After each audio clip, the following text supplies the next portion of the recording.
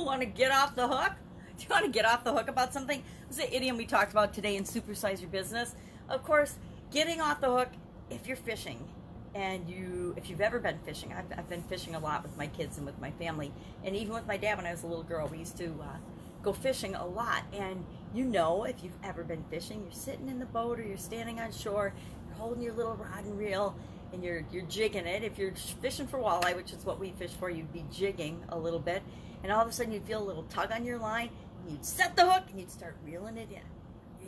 You'd reel, and you'd be all excited, and once in a while you get a glimpse of that little fish. It's poking its little head or its little flipping out of the water trying to get off that hook, and then you get it right up to the boat. You're reeling and reeling and reeling, and you yell, "Get the net, get the net, get the net," and somebody gets the net, and they go to scoop it in, and right as you lift your rod to have the fish get scooped into the net, boom, it gets off and it gets away. Your fish gets away.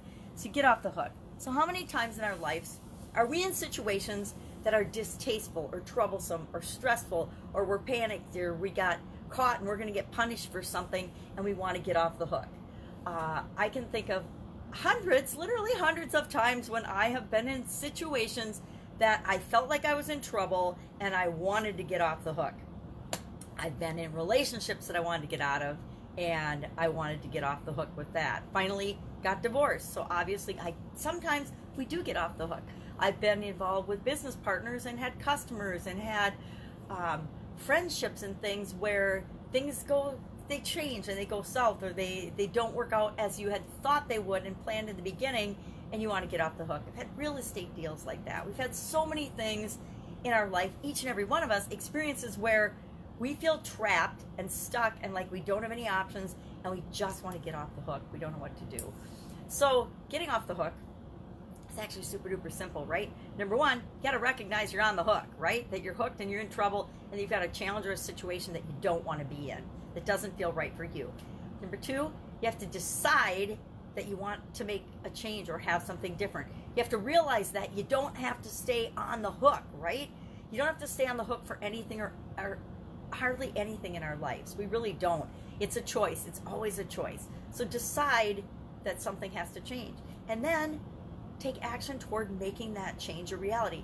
Open yourself up to the possibilities. There are always infinite possibilities, but so often when we're in a tough spot or a tough situation, which a lot of people are right now with the pandemic, with COVID-19, there's a lot of people in such a tight financial situation that they cannot see any alternative. They can't see any change. There are people that are in tough health situations and they can't see any alternative. They can't see any change. They think they're going to die. They're going to get the virus and they're going to die. Now, not true for most of us, right? The vast majority of us are never going to get the virus. We're certainly not going to die from it. It's definitely not the way I'm going. I've, been there, done that. Gonna try another way. Try something else. So, getting off the hook. Excuse me. I definitely have a tickly throat today. Getting off the hook. It's one of those things where,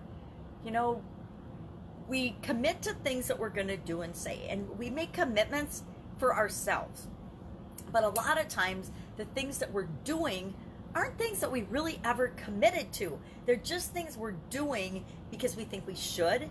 We never committed to them. We just started doing them, and we go down this path. Have you ever done that? Where you go out, you do the whole life plan, and you never ask yourself, is this really what I want? Is this my life plan? I did that. I did that for decades. I went to school, got good grades, studied hard, worked hard, went to college, struggled, got good, then figured it out, got good grades, worked hard, got a good job, worked at the job.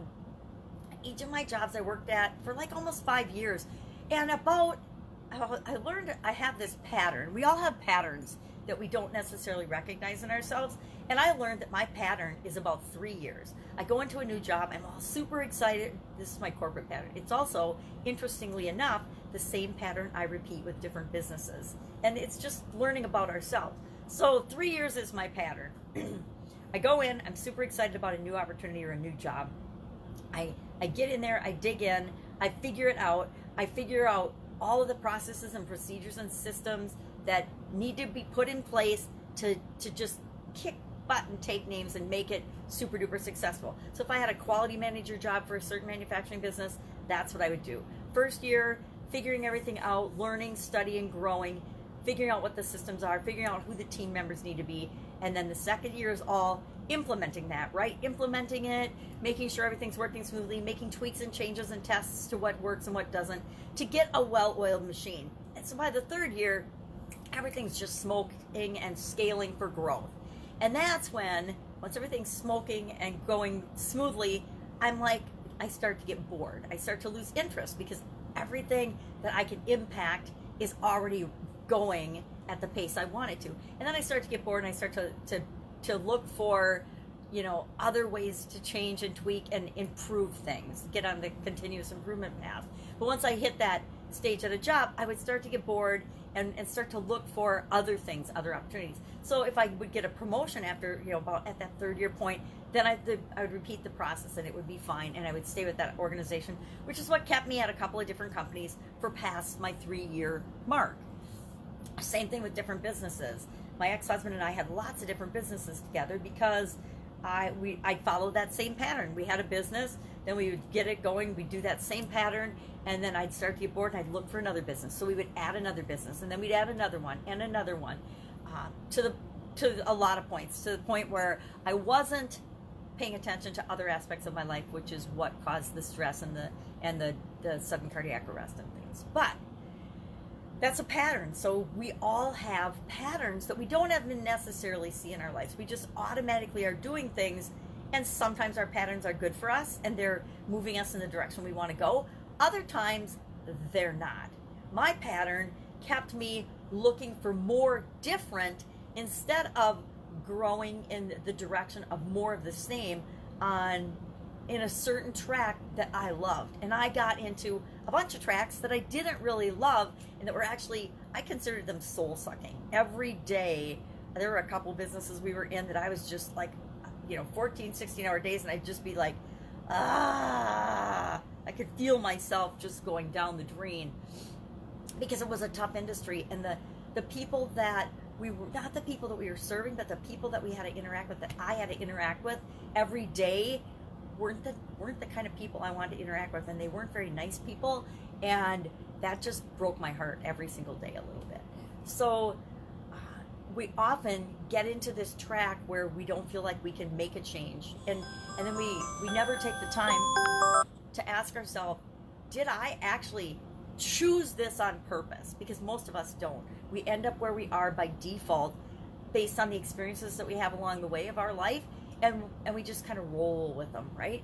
We don't say, hey, this is what I want in 25 years, and this is where I'm going to start, and I don't know how I'm going to get there, but this is where I'm going to start, and then we keep moving toward that thing. Most of us never do that.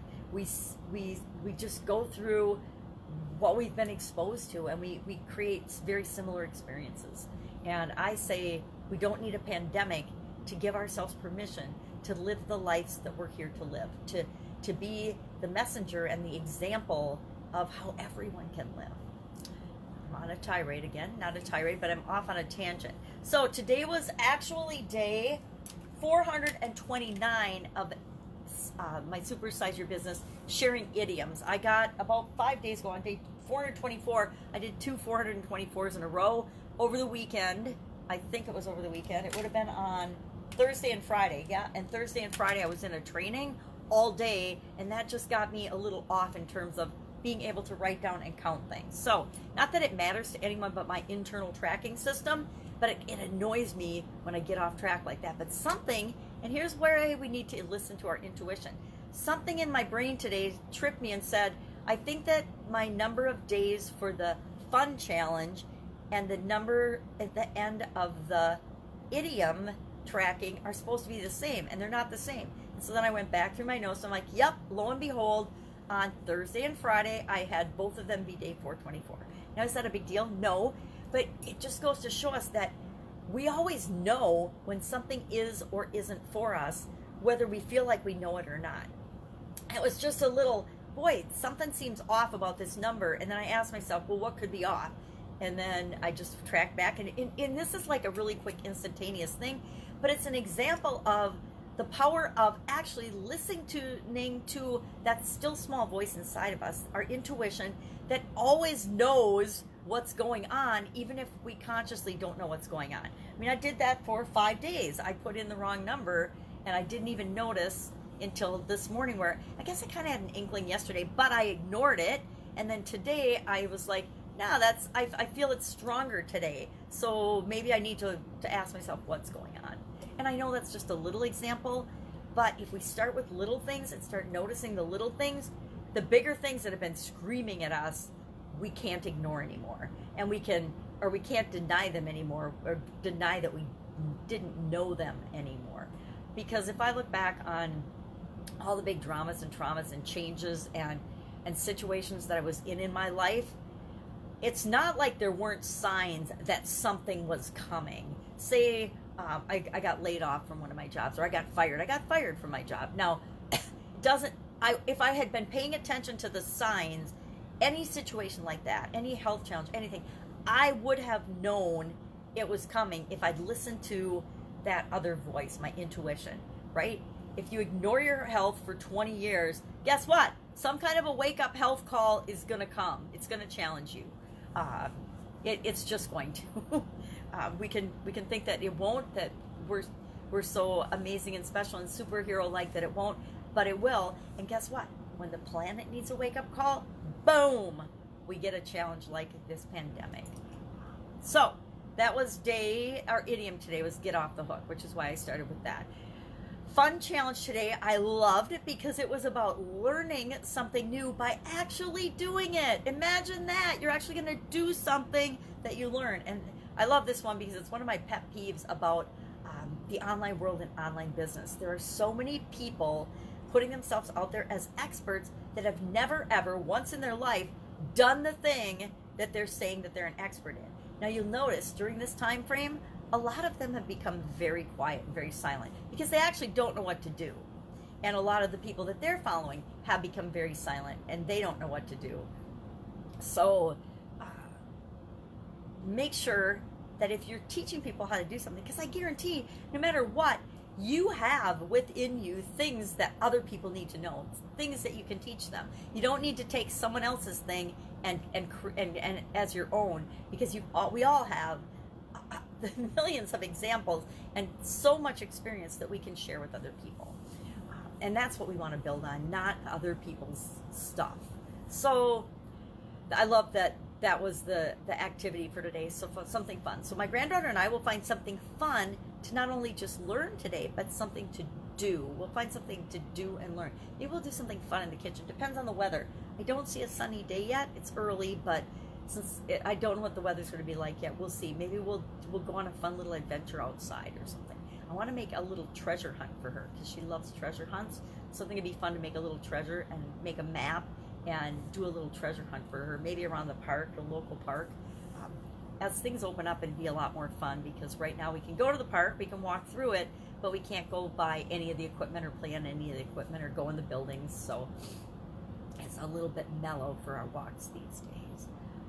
What else is going on? Get Up and Go Challenge is going to come back probably in a week or maybe next week, because I want to really hop on this, especially as businesses are starting to open up.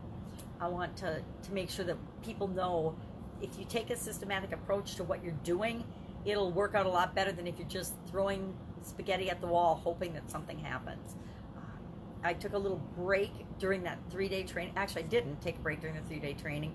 I took a break Saturday, and then Sunday came back and I guess I took Friday and Saturday. Sunday did the summary, and then we'll come back in again with it because it's too important. People need to know that they are 100% capable of handling whatever the world dishes out to them and face any kind of challenge or obstacle in a way that they end up better off on the other side of it than when they came into the challenge. And any kind of challenge, right? Health challenge, relationship challenge, physical challenge, job challenge, financial challenge, spiritual challenge, whatever kind of challenge we face, we go into it, and we all have a process already of how we handle challenges, but it's up to us to create a process that really serves us and works for us well. Some of us handle challenges by default, and some of the ways we handle it isn't necessarily good for us or other people, and so we want to make sure we're handling the challenges and things that world dishes out to us in ways that serve us, not in ways that harm us or other people. So that's coming back. I want to say next week, because it's got to be, I mean, there's so much going on. The world's changing so fast. It always is, but I want to make sure that I'm there to serve people.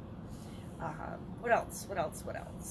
I am in a read 30 books in 30 days challenge, and with my personal challenges, it is definitely a challenge for me, having to get really creative. But why I said I would do it is, number one, I love the woman that's doing it. Number two, it is teaching me and making me make the personal adjustments I need to make in my life to make my life work going further, so I can continue to serve people in the way that I want to, that I had been putting off making and resisting for no reason except for I'm stubborn and I like to resist things sometimes. So I'm doing that, as well as preparing a live digital event.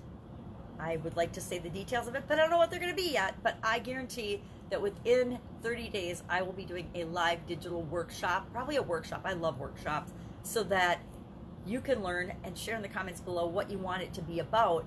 Learn and grow and massively move forward in your life in the direction you want to move. But there's lots of skills and things that I can teach in a workshop, a live workshop, and that you can learn in a live workshop. You know, in a couple of hours, you can get the result that you want in something. So I want to know what that is for you. I don't care what it is for me, because I'm already doing my own things, but I want to know what it is for you, because none of us should feel like we don't have help, we don't have the resources, we don't have the skills and the abilities and the things that we need to move forward throughout this time of change and turmoil, right? But guess what? We've always had change and turmoil. We just haven't had it on a mass scale where so many of us individually, so many of us, you know, personally, as well as so many businesses have been forced to go through a massive overhaul and change. Guess what? Change isn't bad though. Change can be good. So make sure that the changes are in your favor, right? I always want to make sure that we're moving toward what we want, not toward what we don't want. That's it. Have an awesome day. If I can help you in any way, hit me up in the comments below. Otherwise, I'll be with you tomorrow with another update on what I'm working on as I transition from the brick and mortar corporate world to the online world of business. Take care. Bye.